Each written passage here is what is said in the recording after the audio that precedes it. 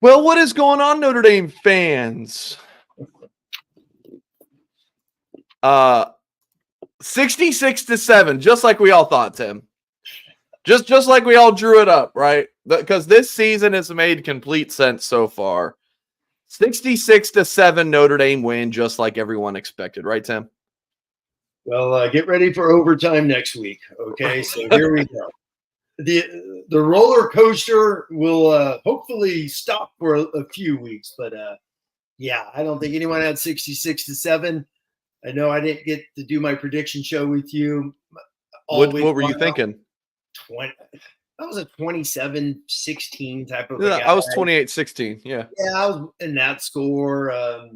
Thought maybe he could get 30. I mean, who knows? Right? I mean, they didn't attempt a pass past 2.5 yards with Leonard, so that was kind of a little telling. But they hammered the rock, and you know what? They came out there an angry football team. I've been on teams that are angry. You wasted an opportunity the week before. They got back.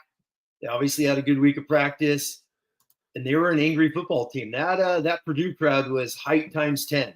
My team captain a decade ago was at the game. He's a Purdue alum, engineering major. Went to the game. Thought they were going to get sent me a nice text at halftime, but it's Mike. That's what you call an old school ass kicking. And an angry team. Not that Purdue quit or anything. They just got overwhelmed. And kudos to you got to give kudos to the entire coaching staff of Notre Dame. They just got those guys hungry, ready. They didn't let anything get going for a millisecond in this game. Obviously, unlike last game. And I mean, look at A&M. A&M's blowing out Florida right now in the swamp. So with a backup quarterback, I believe. I don't know if it's true. I heard Wegman wasn't going to play today. So that tells you how big that win was, how big that loss was last week. So hopefully we wipe the slate clean, and this is game one, and we get Notre Dame rolling here. Get ready for Miami of Ohio and Coach Martin coming into town next week. Yeah. So biggest takeaway, it's like how did Notre Dame get that done today? Oh, it's crazy because it literally is the same football team as the last 2 weeks. They just, man, I watched that game last week. I know it's so cliche for fans to say, oh, Notre Dame didn't play good. So dudes were playing their butts off against NIU. Mike, they just didn't make any plays. They didn't get it. They didn't get a sack. They didn't get a tackle for loss. They didn't get a pass breakup. They didn't get the explosive plays on offense, right? There was just no momentum. It almost felt like a scrimmage, like the coaches went into that as a scrimmage, so to speak. And the team played like that. They played hard as hell. They just never made a play. And I watched it a handful of times, frustrating as hell.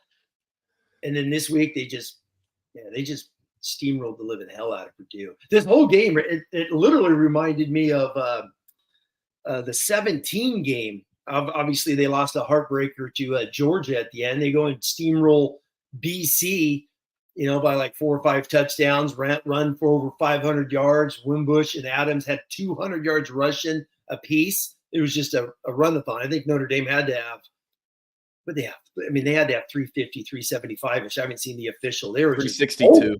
360 rushing, and just felt like just one after another. So, this is what it felt like: an angry football team that came out, played pissed off to get themselves back on the good win column. And it's going to be an uphill climb. I talked about it Tuesday, where they're going to be out of sight, out of mind. They just are. Even though this is a big score, they talked about it at the end with Danielson and them, like, Danielson's a Purdue guy, anti-ND, but he's right where you still lost to a MAC team. So you're going to be on that back burner. You got to claw yourself back. And to me, this was a Notre Dame football team that crawled, that fought like hell today to get back into the win, just the win column. Next week, you got another MAC team. You got Louisville, then you got to bye, and we'll see what happens as this thing gets rolling. But really, really curious to see what they're going to do in the pass game.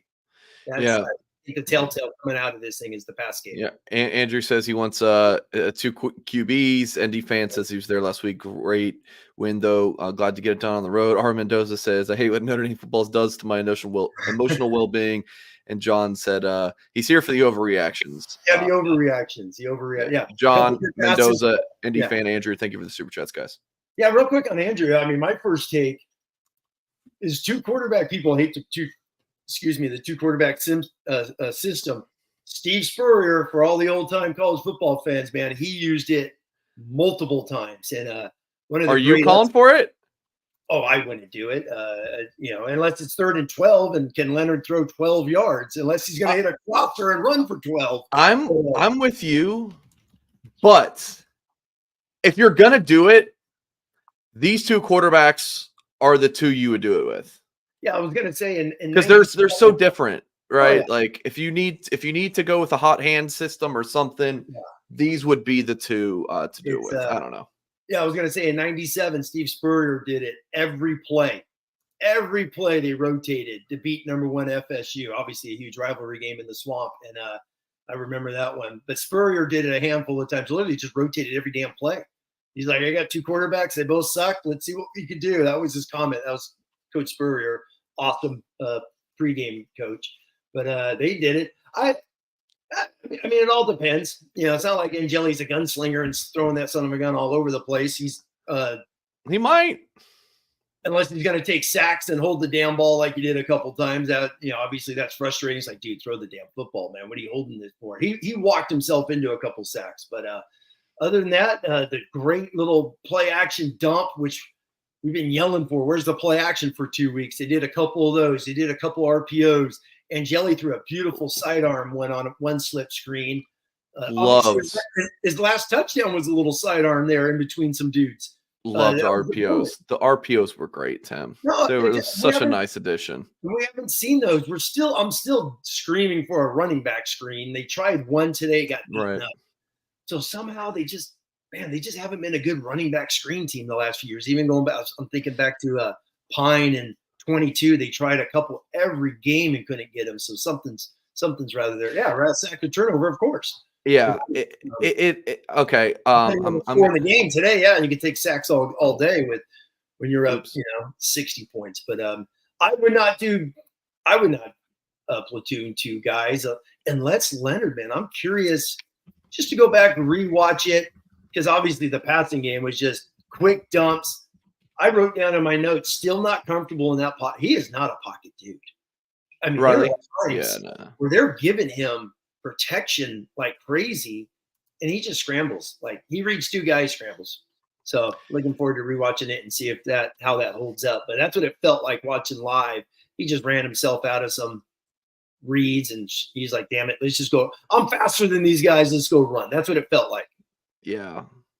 Oh man, this is so interesting. Just like seeing the YouTube chat and scrolling Twitter, and it's after the NIU game, the vocal was all bench Riley, start Steve, Steve's the guy. And now it's kind of like, it's a little bit back and forth. I don't know. I mean, Leonard 11 of 16 for 112 yards. Angeli 6 of 9, nice, 100 yards, 2 touchdowns, and then of course the rushing yardage. Leonard 100 yards on 11 carries, 3 touchdowns. Angeli had a beautiful keeper. The sacks killed him, as you see. But he's got a. If he's gonna play, you can't take sacks. I'd rather sacks and turnovers for sure, but you still don't want to take those sacks. He's got to figure that out, but. And then Minchie came in and looked good in garbage time. But yeah, it was a good day from the Irish quarterbacks, but it was pretty damn telling. Leonard did not attempt a ball past the sticks, I don't think, the entire game. Like, am I misremembering? Longest completion. Well, I'm looking at a 10. 14 yards. And he threw it to J Love. Yeah, that was not 14 yards. 23. 23 yards to Jaden Thomas. That was a dump play that Thomas broke and ran. You know what I mean? Yeah. I don't think so. These are all. And the scrambles I wrote down in the first half was looking deep, not there, just take it and run, which Leonard could do. Yeah, games like today, yeah, you could do that. It's the Louisville that showed last year. They got DBs that will just lock up Notre Dame and run with them. So you're going to have to throw next week. No, I'm not saying anything, Mike, but let's against another MAC team, correct? Yeah. We're done talking about those guys. I'm like, you never know what's going to happen. But let's be real. Notre Dame should get back on the mojo and go kick butt next week. Get ready for Louisville. That tried one long to Mitchell, missed badly. Okay. Oh yes. Okay. There's a lot to talk about from this game. And yeah, John Massey and I are on the same wavelength here. Purdue was awful. Oh yeah. They were so bad. They're picked dead last by the media poll. So let's don't overreact like Notre Dame beat a bowl team. No, they're bad. All right, this was But that's the good thing. Just real quick off that. They took care of business. You have a bad team, you steamroll them. Look at last week losing to NIU, and all the teams that played bad teams last week demolished the bad teams. So that was a biggie. This was my tweet. Bettors who moved the line all the way down to Purdue plus 7.5, and you get this disgruntled. It goes down to 7.5, and it's like, okay, what do they do? And then Notre Dame beats Purdue by 59 freaking points. I'm not a big bettor, but I saw the line on the. I was watching some of the, checking out the ESPN apps. I was out with the family most of the day before I got back to the game, and I saw it was like 7.5. I was like 7.5. I was like, oh boy, and I stayed away from it. I was like, oh boy, who's not playing? Who's injured? Let's see how this thing goes. But they must have just thought Leonard was so banged up. Angeli's coming in. The line goes down. Vegas did not know this time, did they, Mike? No. That's a beatdown. And the only touchdown they got, because Urlacher's is that dude's violent as hell, knocked the hell out of his own player, and they got a 50-yard pass. Yeah, there's a guy on Twitter who responded to one of my tweets. He says, "At what point do we see Buckner in?" I said, "If Buckner takes snaps at quarterback today, I'll Venmo you money." Or I said, "I'll Venmo you $100." I said, "I'll Venmo you $100." By the way, he made me a little bit nervous there at the end, but no, he's the longest butt kicking football game. It's like, dude, this thing dragged. Dude, I thought we were watching a 5 overtime NBC game. I want to. As Fred says, hit the thumbs up button, folks. Tim, I was at IMG on Thursday. Yes. IMG played, which if you don't know IMG Academy, it's in Bradenton, Florida. They can't play in the Florida High School Athletics Association because they recruit players. Like they just do. It is a football school, right? It's an athletic school.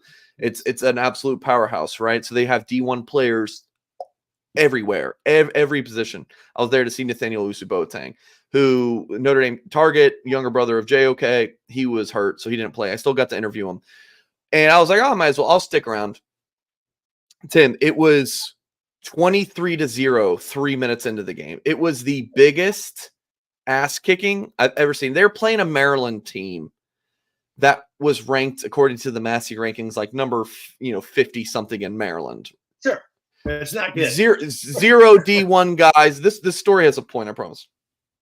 Yeah, the game ended up being 54-0. IMG literally could have scored 150 on that team. Like it was bad. Like I was standing next to a guy and I was like, hey, over under 20 first half yardage for this team from Maryland. And sorry if anyone from that team is watching.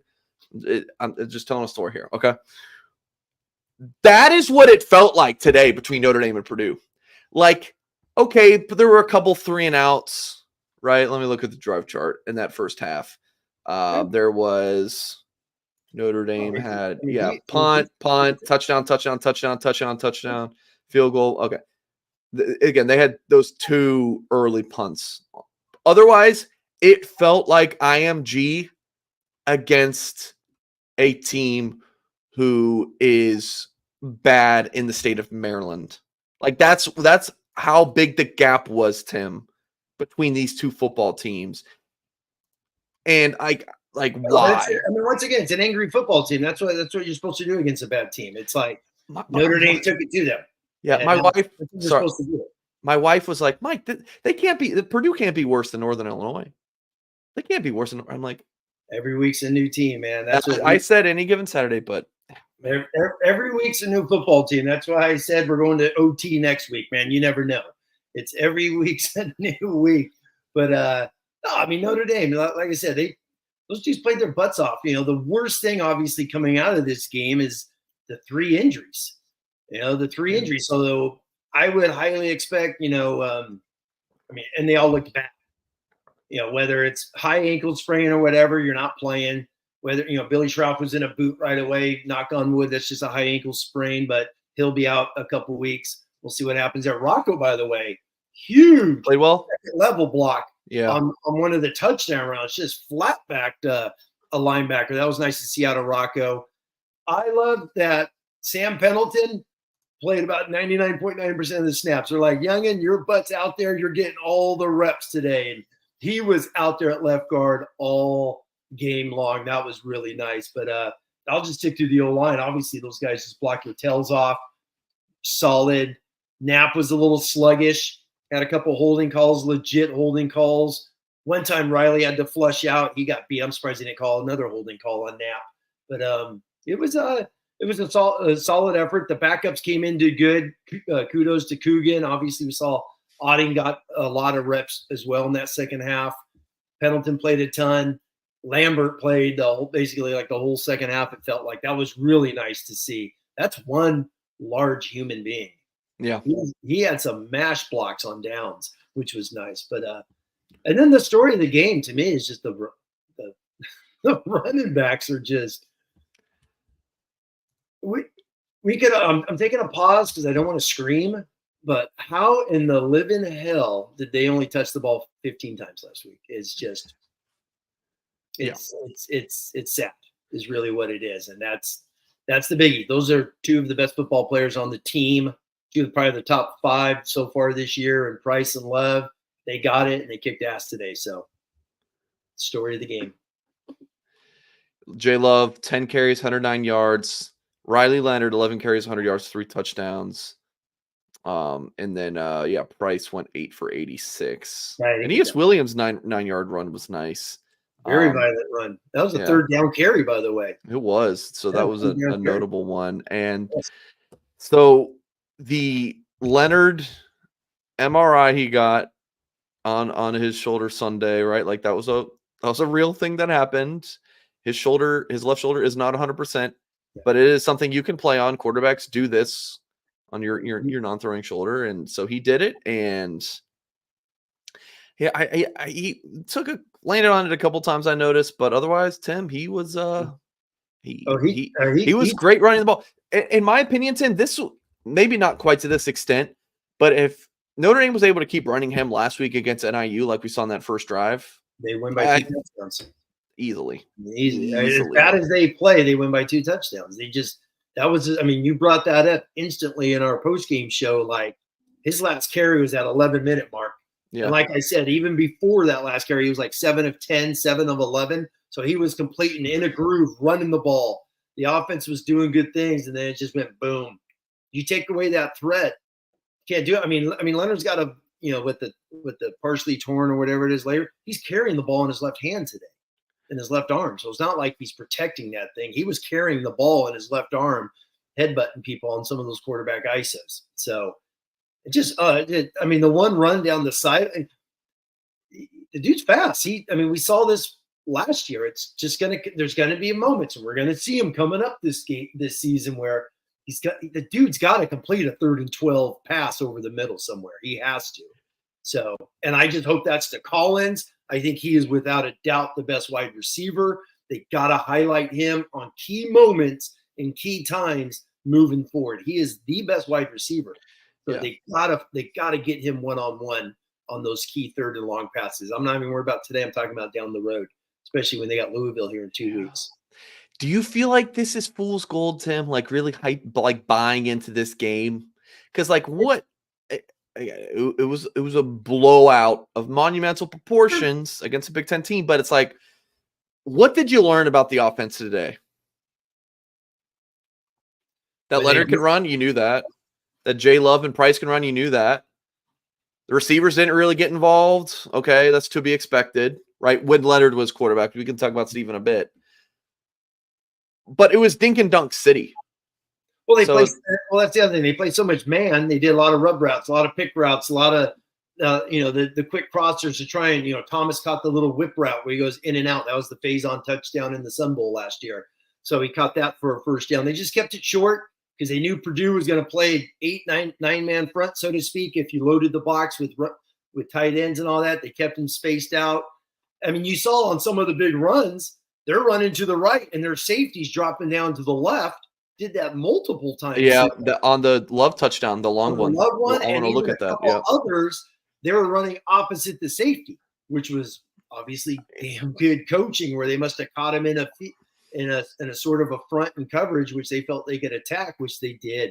They ran counter so much more than obviously the previous 2 weeks. So, which they ran counter with the tight end and guard and old school counter tray. With the guard and tackle. They ran that a handful today. So those are obviously things they saw, which goes back to real quick, Pendleton. Damn, that dude pulled 2, I know off the top of my head. I thought I saw a third where he pulls, pin, and just drive blocks the DN down into the hole, creating just a massive cavern on the outside. So Sam Pendleton on a couple pulls just kicked the living crap out of some Purdue guys. Yeah, I'm with Bernie. Great. I mean, this was perfect. I will say, Tim, members of blueandgold.com. Let me pull something up real quick. I posted like a little intel piece on Friday. Let me show you something here. Yeah. This is what I posted on the website. This is going to be really small. Don't be surprised to see Notre Dame get more creative in the short passing game. I said, who knows about Leonard's ability to throw the ball downfield? The short passing game will be important. Get your playmakers the ball in space. So our blue and gold subscribers, you guys knew this. Because that's what I've been hearing from sources is that Notre Dame really was working on getting creative in the short passing game.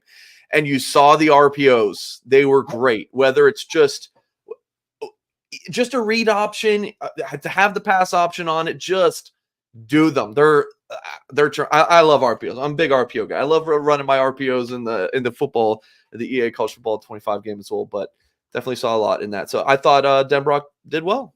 That just goes back to them. Everyone knew they're a heavy man team. That's how they made their money. That's how this Walters, when he was at DC at Illinois, did not use the S, as that guy commented on us. Illinois, hell of a DC. So.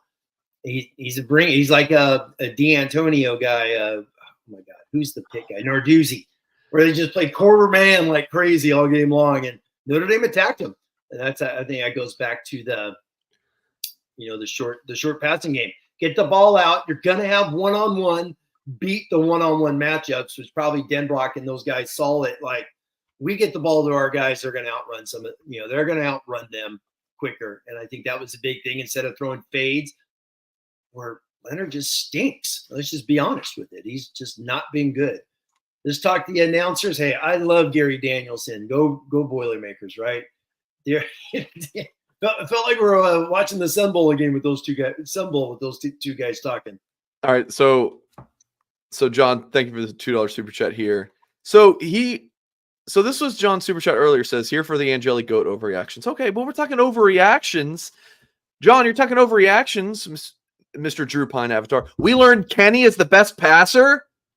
When did we learn that? He completed one pass for 4 yards. Yeah, come on, John. No, he's fine. Hey, it was nice to get all 4 in. It was nice to get over. Kenny looked good. Kenny looked good. Obviously, very, very limited. Steve. Well, it goes back to the overreactions with Angelic. Yeah. Steve looked good. That was what you expect of Steve. Like, that ball to Jaden Harrison was a dime. It was a dime. That's in my note, dime. That was a hell of a football throw by that young man. Hell of a football throw by Angelic. That's literally, I put hashtag dime squad. That's what our old quarterbacks used to call themselves. And beautiful, beautiful pass. The QB keeper, real quick. The QB keeper by Angelic is my favorite play, running for 29 down there. That was awesome. Can we merge them together? Can they Steve and Riley? Can they become one? That's You know, what like- you're recruiting, Mike. Find that guy, right? Find that guy to build around and roll from there. But no, Riley Leonard is the same thing. He literally just keeps looking like the same guy we saw at Duke. It's hard to change him when he's 3 years in a system, has the bum foot, not in spring ball. He's doing what he's doing. He was injured. If anything, I mean, we may look back. Hopefully Notre Dame wakes up and smells the coffee and gets going here of just like, had they played, I mean, that's the other thing, Mike. Had they played Angeli last week, they win by 2 touchdowns because he could throw the damn football. So it's one of those that you're always curious, what in the heck are they talking about on the headsets? Like, hey, Leonard's pretty banged up. And it goes back to some of Denbrock's ridiculous comments. I'm sorry, that was some of the worst offensive coordinating press conference quotes in the history of football. You talking about from Tuesday? No, it was horrible. It was so bad. It was bad. And it was just, he's giving answers like, yeah, we want to get our running backs involved. You didn't give them the damn ball. It's like, how are you getting them involved if they don't get the ball, but you say you want to get them the ball? And Leonard's not injured. Well, then why don't you run him up people's ass like you did the first drive when you go to 80 yards touchdown? Yeah. You know what I mean? So yeah. He was either healthy and you should have run him, or he's hurt and take him out, which they didn't, or don't run him. If he was healthy and they decided not to run him and they don't run Jeremiah Love, and you have a quarterback who clearly cannot push the ball downfield. Yeah. So if this is Notre Dame's offense where it's run your 2 bell cows backs, run your quarterback, and throw in the short passing game and scheme this passing game, I'm fine with that. I'm okay with that. Folks who watch my Twitch stream of my Notre Dame thing, you guys know I don't really push the ball downfield. I don't like throwing picks, so I don't push the ball downfield. I still throw a lot of picks. So I'm okay with it. But what you did against NIU, you can't do that again. And also, knock on wood, if that's the game plan, how long do you expect that to go? It's cute. Here and like it for like in a vacuum, it's good for a game.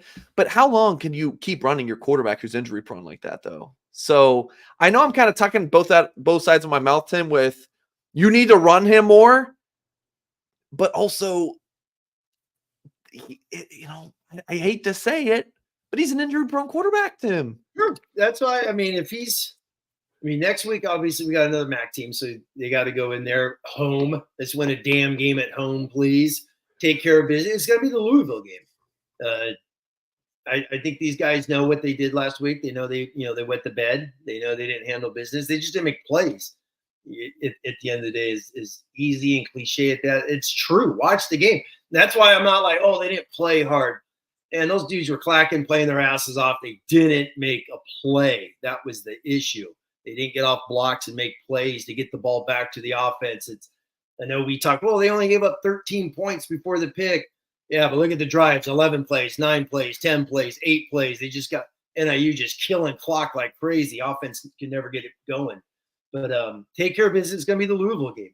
Louisville will do the same thing as they did last year. They got a hell of a defensive line, big-time NFL defensive end on one side, Gillette, who's a stud. And they're going to play press man and come after you. So that's going to be the big test before the bye weeks after Louisville, I believe, right? I think that's game 5 and then a bye. Because they have 2 buys this year. 28th, something like yes, that's correct. So, coach your butt off this week. Come out highly motivated. Go win a home game. Celebrate at home next week. Hopefully, we don't have a roller coaster game. I don't think we will. I don't think we'll see that. I think we're going to see an angry, pissed off team. We are. I want to go one more thing on the quarterbacks, and then I want to go more specific position by position, player by player stuff. Now, Tim, you obviously do not have a sliver of the information that the staff does about their quarterback, like Leonard's health, right? Sure. But from what you've seen through 3 games, you did get to see practice and all that. But through what you've seen through 3 games, who do you think is a better quarterback? Like, would you want to see? Like, is this a controversy in your mind? Like, do you want to see a switch? would you want to see some kind of 2 QB thing? Like, what does Tim Hyde want? All right. Obviously, I mean, let's just be honest. If he is injured and banged up, they played him as if he wasn't today. And if he is injured and banged up, they didn't start Angeli. And Angeli obviously got first team reps this week in case something happened. So he is getting first team reps. And yet they played Leonard. He's the starter. He was the guy. They ran the offense as if they basically ran the offense like it was the first drive against NIU. And they just did that the entire first half, and then the pick six and the 70-yard touchdown just blows this damn thing out of the water. But was it 28-0? You get the pick six by Boubacar and then the 70-yard run after a Knapp holding call where they're just trying to run out the clock and Price goes nuts. So Leonard, 4 touchdowns on his, 5 or 6 drives in that first half. 5 drives, I think, right? I'm not even counting the other one. But no, he's the quarterback. Obviously, the coaching staff believes he's the quarterback. If there was any doubt, they would have put Angeli in, but they didn't. So even last week, I think that's the telltale to me, is that they just went with Riley Leonard knowing he's banged up, injured, and Angeli's just your solid, everyday bread and butter number 2 quarterback. That's what it feels like to me, having the last 2 weeks for an opportunity to get Steve in. They haven't. And then today the game's a blowout and they let him play the whole, basically with the quarter and a half, second half. I like that they gave him the second half. They didn't put Leonard in there. None of that. Boom. And Jelly go out there and play. Playing Love in the fourth quarter drove me nuts. It's like, especially with the injuries, get his ass out of there. You already got 3 guys out. But no, Riley Leonard's your quarterback until he's not. Meaning an injury is going to knock him out. New sponsor alert, folks. Really pumped up about this one. It's Roback Activewear, because there's only one way to describe Roback: the best fit, best feel. For those who aren't familiar with Roback, have you been living under a rock? They're completely changing the game with their incredibly comfortable activewear. The next, if we read the Roback ads on other shows during the week, obviously this is our shirt and tie show. Otherwise, when I read this ad, I will have my Roback shirt on. I just wore it to a football game last night in Orlando. It's so comfortable. I'm a shorts and just t-shirt guy around the house. I will comfortably wear my Roback polos around all day. They're so comfortable, and they look great. I get so much compliments wearing my Roback. I have this Notre Dame Stadium one, the Fighting Irish one, and I have this quarter zip one. And then I got one that looks like this too. It's like this this collegiate hoodie, but it has the Irish logo instead of the shamrock there. Roback just released their new licensed game day collection. It's awesome, with novel polo designs and clean hoodie and quarter zip designs for some of your favorite schools. It's definitely worth checking out. Nobody else on the market is pairing these level of custom designs with quality active wear. Roback's everyday shorts are the perfect pairing as well. They're so comfortable, have an elastic waistband and great fabric that is made to have the appearance of a nice short, but the comfort of an athletic short. Roback is also proudly leading the NIL charge, having signed partnership with past Notre Dame stars Audric Estime, Kyle Hamilton, and Michael Mayer, and current athletes Riley Leonard and Ben Morrison, among other big-time college football players. They're definitely becoming the go-to brand for college athletes. Use the promo code BLUEGOLD20, no spaces, BLUEGOLD20 on Roback for a generous 20% off for all new customers. Roback.com. It's RHOBACK.com. 20% off all performance polo shorts and more with code BLUEGOLD20. Tim, did you get any from this Roback yet? Yes, I got a package. Love it. What'd you get? Can't wait to wear it. Do you know which one you got yet? I got a pullover and a nice blue shirt. It's awesome. It's awesome. It's literally one of the most comfortable. Is it the stadium one? Do you know? Yes. It's oh, dude, it's so sick. I love it. It's subtle. Like, I wouldn't wear the Fighting Irish logo one like on the road to see recruits, but I did wear the stadium one. It does have like the little little shamrock. Yeah, it's pretty clean. So real quick, I see a Leonard quote. Here it is post game where he says Denbrock told him, going back to the quarterback question, Denbrock told him all week, I trust you, I trust you, I trust you. That's straight from Riley Leonard, which tells me Denbrock and this staff is like, hey, you're our guy. I think he played that way. I think they coached that way. The team performed that way. And Angeli came in as the number 2 and played damn good number 2 football, just like he did last year. Yeah. Just like he did last year. Okay, Tim, I have a little bit of a surprise for you. Good to go. We are going to go to our if he's ready. We have a fan correspondent for some of our shows now. Okay. If he's ready, which I don't see him yet. I have no idea what Singer's doing, so don't ask me. Let me cook. Mark, you got me? Hello? All right, we got our fan correspondent, Mark with glasses, the Mark with glasses. Mark, can you hear me? Yep. All right, this is Mark with glasses, the guy who makes all of the incredible Twitter videos. If you know Mark, you just know Mark. Mark, what was your reaction to the game today? Notre Dame 66, Purdue 7. I guess my biggest takeaway, I don't know if there's ever been a bigger disparity between game 1 to game 2, game 2 to game 3, but 66-7.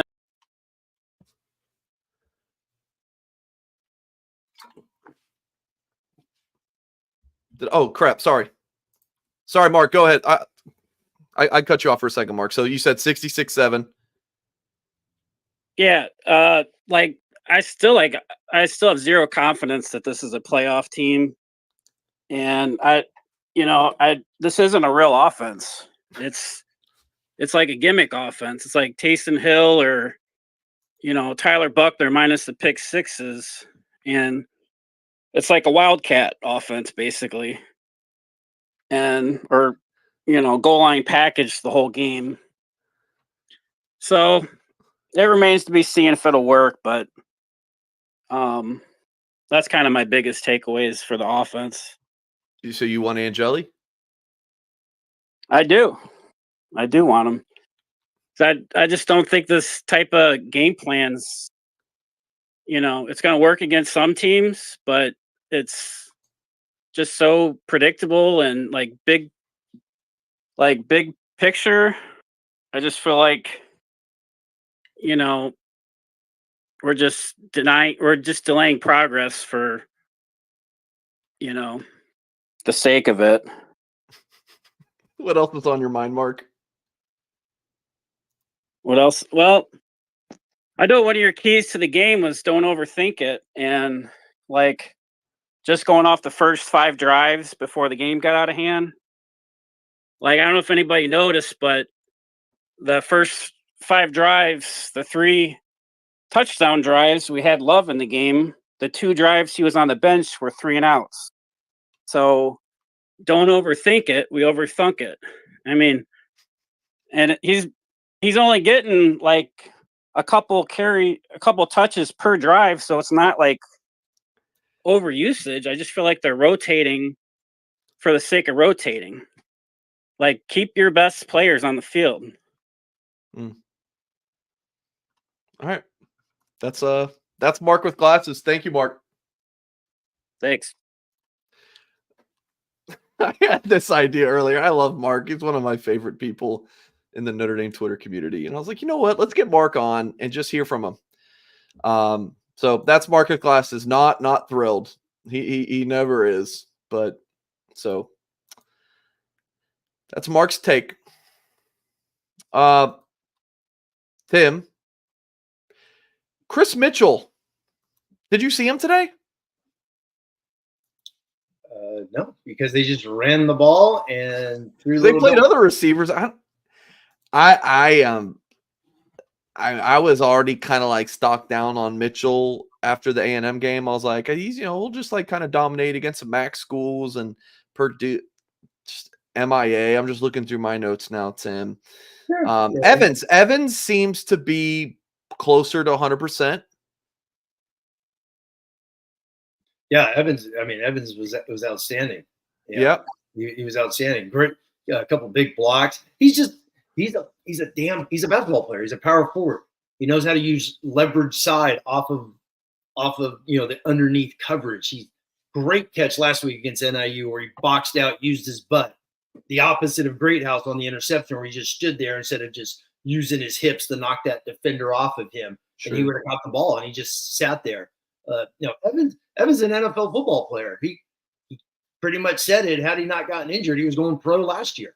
So there's another NFL guy on this roster that should be in the NFL. And he decided to come back, obviously, with the injury. It's almost like Cam Hart the year before when he got injured. He was going pro and came back for another year. So Evans looks outstanding. A lot of 12 personnel today. They had not done that outside of a couple when they do the double wing. You got two wings. It's usually two tight ends.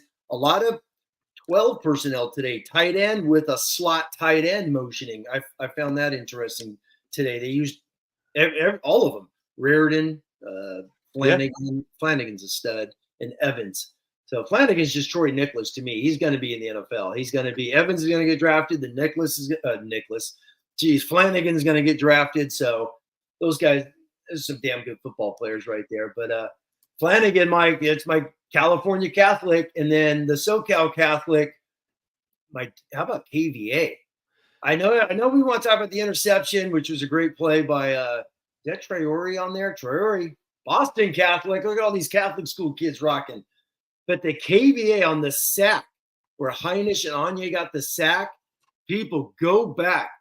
Kingston just delivers a Mike Backer A-gap blitz, blows the center back 5-6 yards. That's what created the center sacked the dude, and Heinisch and Anya jumped on there. But it was nice to see Kingston early on. Kaiser was running around, like a young freakazoid. That was nice to look. You just see the eyes. I just want to take 10 seconds just talk about the defense. Just their, not that you have a game face and whatever, but man, those dudes just looked dialed in, super, super focused. Botello was going to be my game MVP until obviously that dude was blowing things up in that first half, and then obviously got knocked out with the injury. Hopefully it's just hopefully that's a sprained ankle, but we'll see.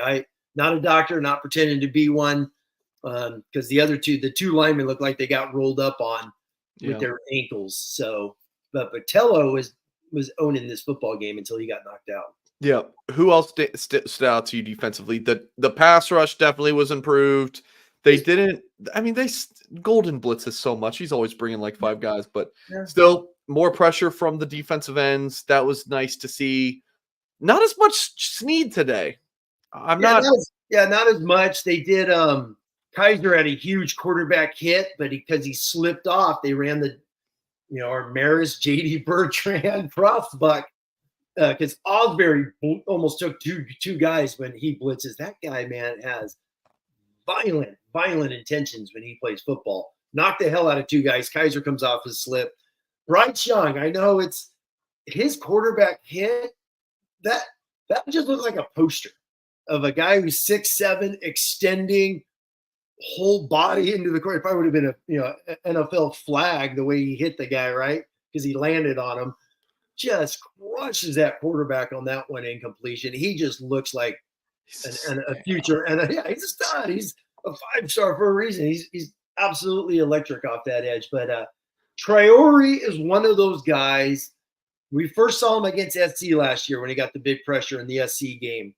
To see him from then to now, he's slowly getting into that I'm an every down defensive end type of a football player. So he's really starting to get really good against the run. It has that good edge. So, man, Oben has been lost in space. We'll see. I'll rewatch film. I didn't really look out for 9 today, but if Botello's out, Young, Traore, exactly. I didn't see any injury stuff on the Twitter, but Young, Traore, talk about 2 of the longest dudes out there. Notre Dame's had it ends. Let those guys run, man. They're 2 good-looking football players. Yeah, it doesn't look like there's any Didn't see injury. any. Yeah, no, I don't know if it's because Notre Dame's trying to limit injury talk. Could be. Yeah, I mean, it could be. And you're going to ask Freeman. The game ended. They got to wait for X-rays and all that. He's not getting X-rays to break down with Tyler Horka and Sobel in the room. So he's got to, and Notre Dame's very professional. If there is someone out for the season or out for whatever, I mean, they'll announce that in Monday's presser. John, thank you for the $5 super chat. Jay, thank you for the 10 here. Any Davis. Jay said good scheme and execution today, and you show a lot. No need to show a lot. Still feel like they should feed Jay Love more, no doubt. A lot of young guys playing fast and violent on D. Glad they didn't have to use Jay Love more. I mean, his last carry. Explosive runs are nice. He had 4 in the second half. Didn't need to run him much there in the second half, but he had 4 in the first quarter, 2 in the second quarter, and that's just rushes. And then he had how many catches did he have? 2 for 18. 2 for 18. And one of those, like Harrison's 2 catches, where it looks like a jet sweep, but it's a forward. They count that as a forward pass, which drives me nuts. It's a sweep. It is what it is. Annie Davis says Riley throws to receivers but denies sacks. Does he though? Does he throw to receivers? Like, he not past 5 yards. But deny sacks. That's true. Angeli throws to open receivers but eats sacks, which hurts / helps your offense more. Riley's legs. Okay, the thing about Angeli, I feel like get rid of the ball. That's a lot easier to train, like work out in a week. Like Steve, get rid. That's a coaching point. He took 2 sacks in the Sun Bowl, literally the same 2 sacks he took today. All right, you can coach that out. I'm not super worried about that. Get rid of the ball, get rid of the ball, throw it away. He's just standing there. It's like, dude, throw the damn football. There's the one where he had forever to throw. Yes, get rid of the ball. That's a coaching point. So he's a smart guy. Eat it. Yeah, but for me, I talked about this at the top of the show, Tim. What did we learn about the offense today? Nothing. So I'm not really taking a whole lot from either of the quarterbacks, except it was like the more of the same from Riley is concerning. That the last time we saw him really push the ball downfield, which again, he did take a shot. But that was didn't work. But the last memory of him taking a shot was the underthrow. So that's not leaving. Exactly, and he had a damn bad shoulder. You watch it, his shoulders down. He should calling that to begin with is absolutely asinine, especially when you have the lead. Should never. I could talk for an hour on just everything in that play. It's like I heard people all week long. Well, others were open. The call wasn't to throw to the other guys. The call was it's a double post. You read it and you throw it deep, and if you watch it, the damn corner's over the top. Mitchell doesn't even run by the guy. The reason, had he kept running, it would have been a contested play because that corner was sitting over the top. But no, can Notre Dame beat Louisville, Stanford, like Georgia this? Tech? I haven't watched Stanford, so I don't even know if they're good or not. I have no idea. How many touchdown passes do they have? Exactly none, because they were hammering the ball in today. There was no throws. I think all the runs were outside the 10, right? On the few of the runs, obviously Price's run went 70. And he just hasn't been in a position, nor have they called fades. Like if you're at the 28-yard line, let's say, and they're trying to throw a jump ball, just haven't done that. Denbrock, I felt just say, we're going to keep everything. It's almost like a defensive mindset. We're going to keep everything in front of us today and just bam, play solid fundamentals, dink and dunk, let our guys outrun their guys. And I think that's what we saw most of the game. What I got out of this Notre Dame football game was we're going to let our guys outrun their guys. For all of the times we have had quarterback controversies or debates and whatnot since we started doing this show, Tim, a few years ago, this one is the most interesting to me because it feels like we're just kind of going in circles on it and I don't know. And how is there a controversy if Angeli's number 2? There is no controversy. This coaching staff, among the fan base, Tim, because this jackwagon thinks I'm an Angeli apologist. Every damn person in my YouTube chats all week is saying, oh, he needs to start bench Because Leonard. He sucks. You know what I've been saying? No, don't start. You don't start Angeli. I know Angeli apologists. It's football. The number 2s are always everyone's favorites. You know, number 2 quarterback is always the favorite for sure. Everybody loves the number. Everybody loves the number 2. Yeah, shut your mouth, Eric. You know, Jack it's says like the Miami Dolphins. You know, don't talk about Miami Dolphins. Who the hell's the number 2? I have no idea. So everyone loves the number 2 until he's the guy. No, yeah. Jack, you're welcome here, brother. Welcome here, Jack. You want to look at some plays, Tim? Let's see how this goes for me today. Yeah, I mean, whatever we got. Any questions? Anything out there? You don't like looking at you don't like squinting your eyes? Hold on, let me see what we got. All right. So this was do the full screen thing again, Tim. Because this is as big as. That's fine. How do I finish that sentence without making it sound bad? This is the I can't make it in. Okay, this is just what you guys have to deal with.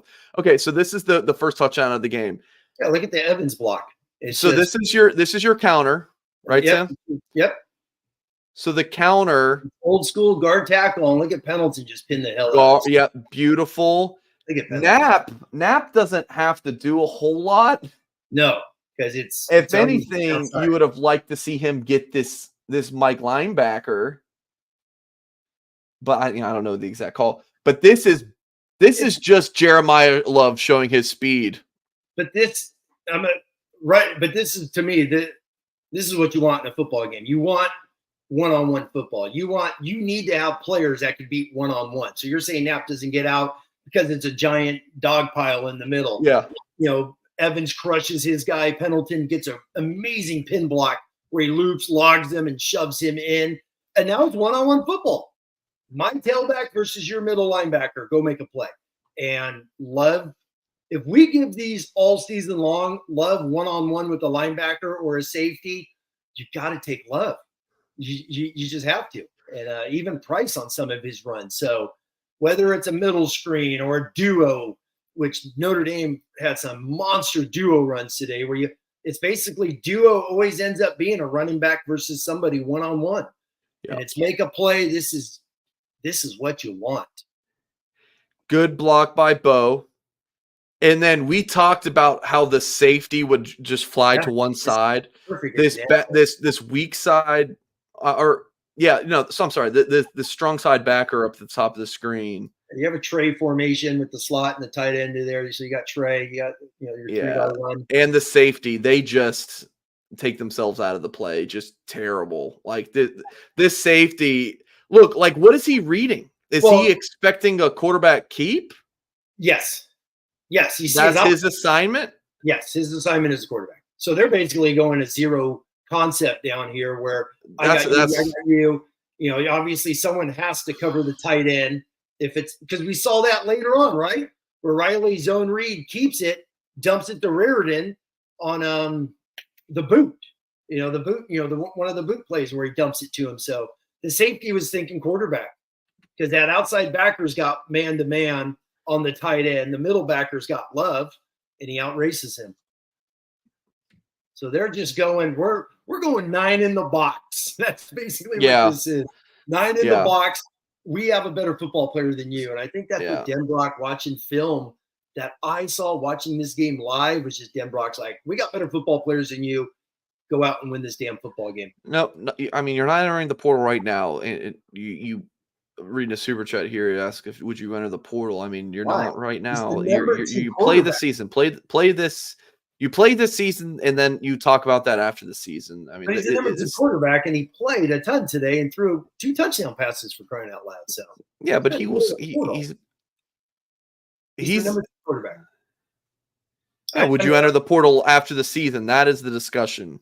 This is a dumb conversation to have right now. Yeah. Riley Leonard's touchdown run, motion out J Love. And this is what we saw a lot. This Riley Leonard's at his best. QB, baby. This QB power. Is that who's the back there? That's Price. Yeah, that's your guard tackle pull. You get basically Price becomes the backside tight end, sealing the edge. and Riley Leonard's following his polars. I'm curious, like, what is he seeing right at this moment? Why is he like isn't following the blocks at first? He's kind of running. He's reading that linebacker right there. He's reading that scraping. So that's just patience. He's just getting there and being patient, seeing what's opened up. Very patient, exactly. So this is like almost like an empty now, because you consider Price as a tight end, with him on the line. And had he been on the tight end, you got your double tight empty. So this is kind of how this scheme is set right here, where Price blocks the end, and it's just Riley, just a one-man backfield. So you have, the 2 down blocks, and then the pulls. Nap Shrouth. Just steals that down block. Look at that.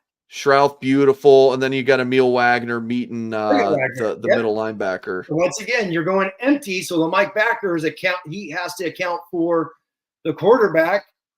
And there's Wagner just pulling. Like you're saying, Knapp didn't get around on the previous one. Love just outran him. This one, Wagner does get there and gets that. Oh, this was just on a first down run. A little first down run. Beautiful counter. Loving the counters this year, Sam.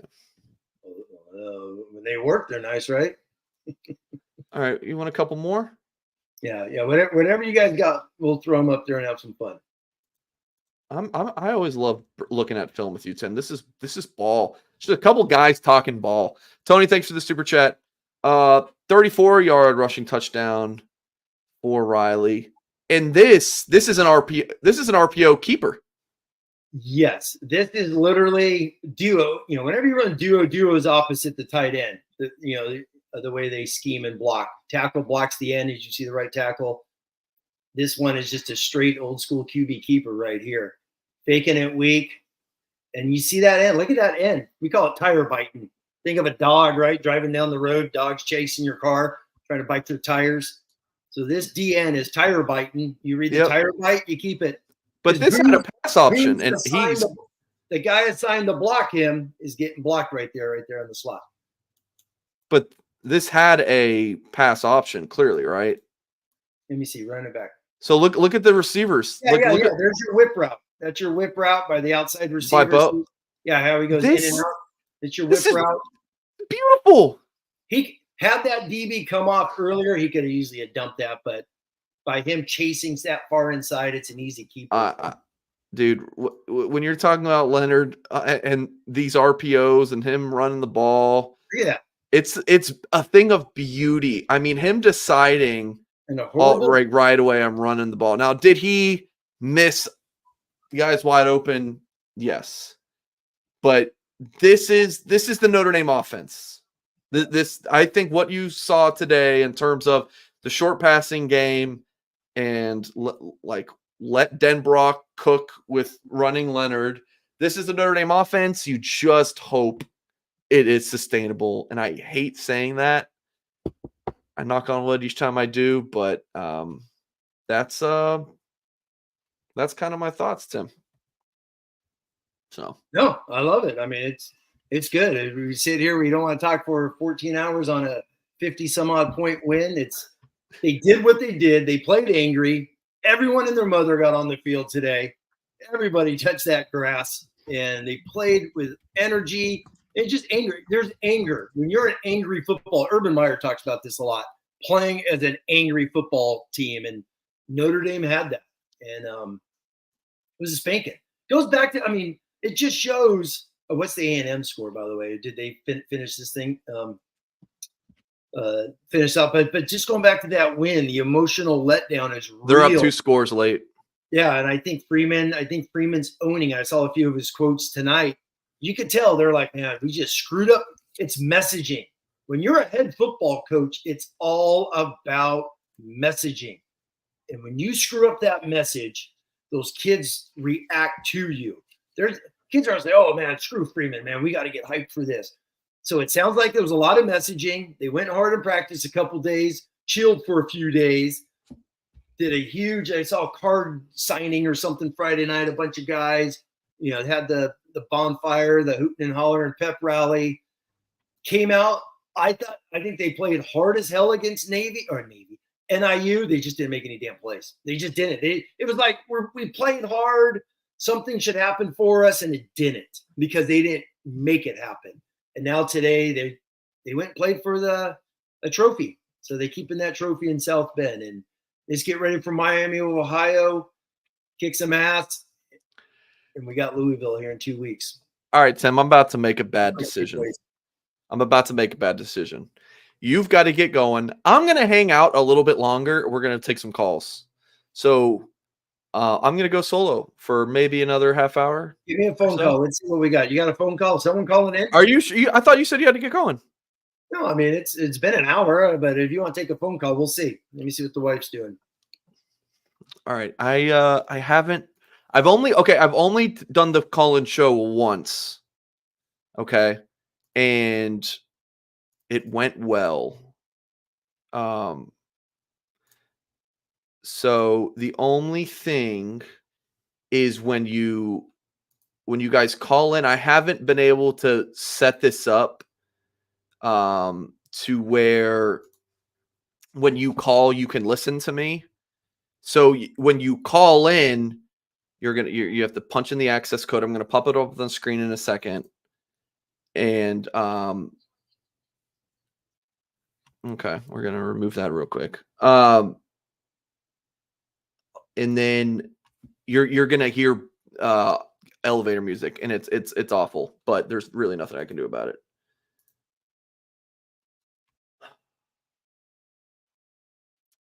Now, okay, so let's give this a shot. So there you go. Phone number to call in, 605-313-5550. Access code.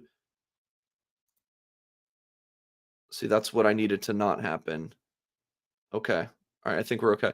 So access code 504-9450 and hit the pound. So we'll take a couple calls. We'll see how it goes. Okay. We really have to have that stop happening. This little background music. Okay, let me do that. Okay, all right. Now that should stop happening. And we'll just wait on our first call here. So again, folks, if you're calling in and you're waiting in the queue, you just kind of got to do a hybrid game where you have the show up here on a different device and then listen in. So we already got our first call here. We're gonna take. I know this name, Andrew Gilmore. What's going on? Caller ID works, man. What's going on, Andrew? What's on your mind?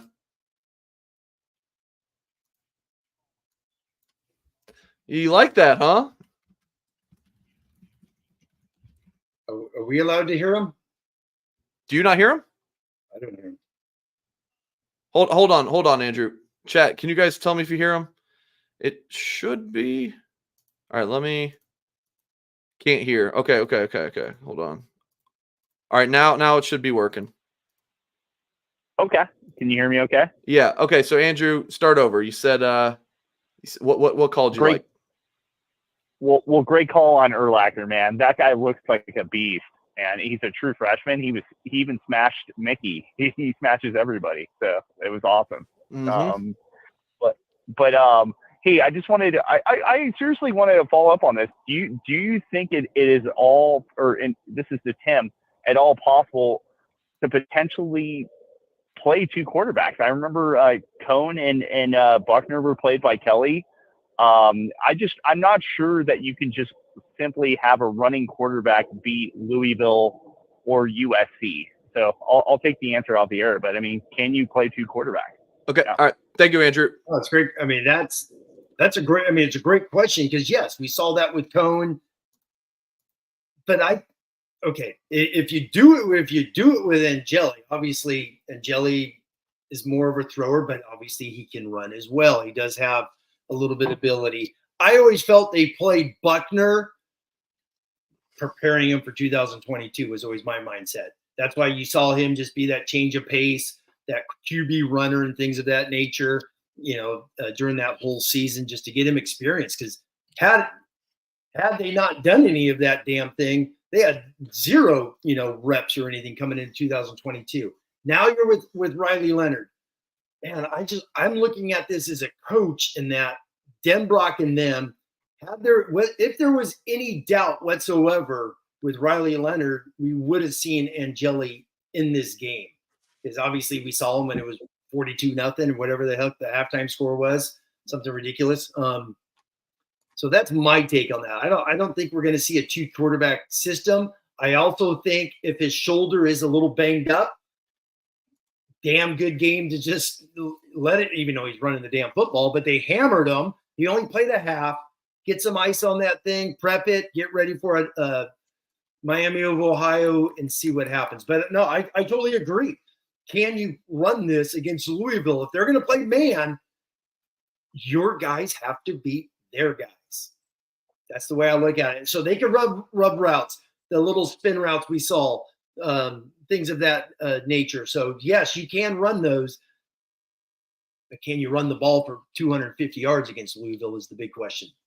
Harold, $5 super chat. Is Jordan Clark the best transfer player? It's him or Bo, and I think you guys know I love Bo Collins. Yeah. I've been calling him as receiver one. Yeah, I think you still go Jordan Clark. He's been so consistent, Tim, all 3 games. I'll eat my words, man. I had no idea what to expect with him. I thought he was a little up and down. And it's tough, too, because Arizona State's just been a tire fire the last few years, and that's where he's been playing. So it's hard to judge kids. Multiple schemes, multiple DCs at Arizona State, multiple head coaches.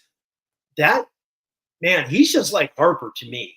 Because Harper, you saw him being violent as hell at Oklahoma State and played really good football. Now he made an NFL roster. He's on a team. So Clark, man, if there's a big surprise to me, Jordan Botello, number one. We knew we could see it. That dude has been really good for the last couple of games. And I put Clark up there, man. He has just been very, very impressive. So good job, Jordan Clark, man. Yep. Keep it going. Harold, thank you for super chat, and then Swan Dog, thank you, Swan Dog, thank you as well. All right, the Eric guy who I told this caller ID thing works beautifully on this the system I'm using. Eric, Eric, you got some balls for calling in. Eric, you're on the line. So, Tim, when you talk, they can't hear you, so we won't have a conversation here. But, Eric, you are live, man. What's on your mind? Hey, I just want to say I'm encouraged by the offense today. I feel like this is the direction we need to go. We need to be running the ball, running it with Riley Leonard, and giving the ball to Jeremiah Love and JD Price. I mean, this is what the offense should look like. If we do this for the rest of the season, we should be good. Now, when we get into the playoff, that's a totally different story. But for the rest of the year, this is what the offense should look like. We should be running the ball down teams' throats. Right. So this is the interesting thing. So when you say running the ball, Eric, are you thinking with the running backs? Or you're like, yeah, let's run Riley, because this is where it's kind of like pick your poison. Like, which one do you want? Do you want the quarterback run game with the potential of him getting hurt, or do you want your more traditional run game with the quarterback who could push the ball downfield? Right. And that's Steve. It's so with what I saw from today with Angeli, I would not be worried about Riley Leonard getting hurt. That's fair. You run him. Yeah. This is what he has to do. This is what he has to do to be effective. Right? This is part of his game. If you try to make him be a pocket passer, I feel like you are taking away from the abilities that make him special, right? He's a special runner. I mean, we saw it today, breaking tackles. I mean, and we saw it before at Duke.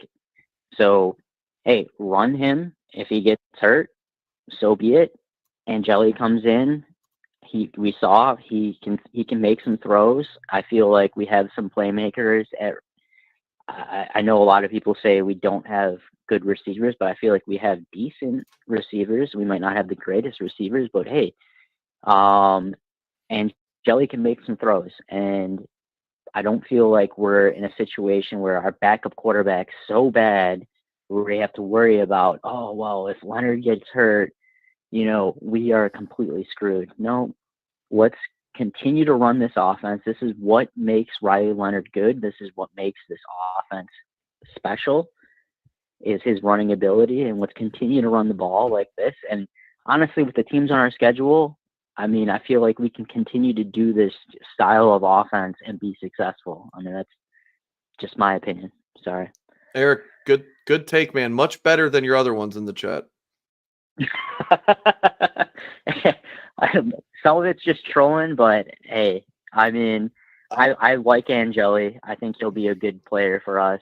Yeah. Honestly, if he sticks with the program, he might be the starter after Riley Leonard. Honestly, I would not be shocked. So we'll see. All right, Eric, thanks for the call, man. All right. Thank you, Singer. Any thoughts, Tim, before we go to the next one? No, appreciate the call. That was good. that was solid. That's all it takes. He's, that's his opinions and all that. Said him nicely. No, it's right there. Angeli's a damn good number 2. Yeah. He's a damn good number 2 quarterback. And there's nothing wrong with that. And if he's called upon, I think every Notre Dame fan will be like, good, Steve, go help us win this football game. And I think the coaches have confidence in him as well. Okay, folks, please hit the thumbs up on this video. Subscribe to our channel, of course, for more content. And we still have this offer going on. I got this cleared. This is good to go. There was an issue where it was showing up as $3 for 2 months, which is, inflation, right? But no, we got it down back to the $1 for 2 months. Use our promo code UND1, folks. Go to blueandgold.com. So if you like these YouTube shows, you're going to love the website because, we have thousands of Notre Dame fans, so you can talk with them. You could get the insight from our staff, get all the scoop, all the articles, we do so much on our website. And just for $1 for 2 months, getting you through the FSU game, come on, it's a fantastic deal. We're going to end. This will be our last call. We're going to end the show tonight. We'll go over to John Massey. You're on the line, John. What's on your mind? Hey, what's going on, Singer? Hey, Tim. How you guys doing? We're doing well, man. What's up? Nothing much. Kind of crazy. I actually talked to you guys. I've been watching you all for about 2 years now. And are you the guy with Pine? With Pine? Yep, that is. Yeah. me. Okay. All right. So I the 2 guys I popped off on tonight in the chat are now calling me. I love it. What's on your mind, John? All in good fun. Well, I actually changed it. I changed it last week for Goolsby's Patreon YouTube show. I thought he'd get a kick out of that. But yeah, just a great game tonight. Tim's spot on about the Leonard passing issues. You could see that really well on the Goolsby's film breakdown he does with Jared Clark on the Patreon. They did like an hour and a half on the offense. And yeah, you could see a few times where guys were just running open. He just isn't looking down the field. So we got to get that figured out, of course. Today was a great win. It's nice to see all the younger players in there. But yeah, once we start playing these better teams, like we need some sort of a passing game. Because I was actually thinking, like, when was the last big explosive passing play Notre Dame's had? Last year it was like that one Tobias where like the corner fell down, and then the year before that, I guess, was when Drew Pine underthrew Lindsey by like 20 yards, and those are the only 2 long balls I could think of. So yeah, we need to get that rolling. Yeah, no doubt. John, appreciate the call, man. Yeah, thanks, guys. Have a good night. No, thank you. No. Massey hit it perfect. Yeah. First off, yeah. He's been in our chats a million times, so it's been awesome to hear. Awesome to hear some voices. But yeah, Leonard. It goes back to so many articles in the offseason. His old Duke quarterback, Pete Sampson. I remember did an interview with him in the offseason, just saying he's still a developmental guy, and you still see all that stuff where. It's so damn true, and it's the frustrating thing as a Notre Dame fan where how would he be in year 2? Well, you don't get him in year 2. So that's when are we going to see a damn Notre Dame quarterback in year 2, right? It's maybe off for a bit, so we'll see what happens there. But the more I've watched him now in 3 games, the more he's literally everything we thought he was. We thought he was. Kudos, real quick. Jack Sobel, if you're listening, virtual high five. I found Jack's article on him back in February, and it's like perfect. So people, Google Jack Sobel, February 2024 article on Riley Leonard, his film breakdown. Tyler Horka, spot on as well. Those two guys did a hell of a job breaking down the thing. And so many of the little things that Jack says, we've seen in these 3 games. Okay. So enjoy it. He's here. We're going to ride him until his hammies blow or his shoulders blow. Right. And we'll see what happens from there. I get the feeling that's what this team's going to do. And play ass-kicking defense. I don't think we're going to see what we did against NIU. I think we're just going to see – I'm talking defense now, a team that just – they controlled the clock, where today Notre Dame's defense was like, hell no. Or as bad as Purdue was, they never let him get any first down. You know what I mean? No momentum at home. 6 first downs for Purdue compared to Notre Dame's 27. Third down at one point, they were like 1 for 12. And just – No, that was their final number, 1 for 12. Oh, my God. So that's what it was. Okay. So they're just suffocating all game long. And when your only highlight is a Notre Dame freshman, Kennedy Urlacher, slapping his own player, and that's your best football play, it's a tough day. So, and Coach Walters, just, man, sometimes you get an ass kicking like that. So life moves on. Yeah. Folks, again, if you have not done so yet, please hit the thumbs up on this video. Subscribe to the channel for more content. Fun to mix in the call in there for, extended the show by another, 15 minutes or so. So yeah, I did that for the first time a few days ago. And, yeah, I don't have any like set times for those, but I'll definitely kind of do some solo call-in shows, especially late night, whenever I can, in the next couple of weeks or so. So yeah, that's going to end the show tonight. Hit the thumbs up, folks. Notre Dame 66, Purdue 7. If you're just joining us, rewind, watch the beginning of the show. So much to talk about, and this hour and 16 flew by. Appreciate you all for watching or listening. And as always, we will catch you next time.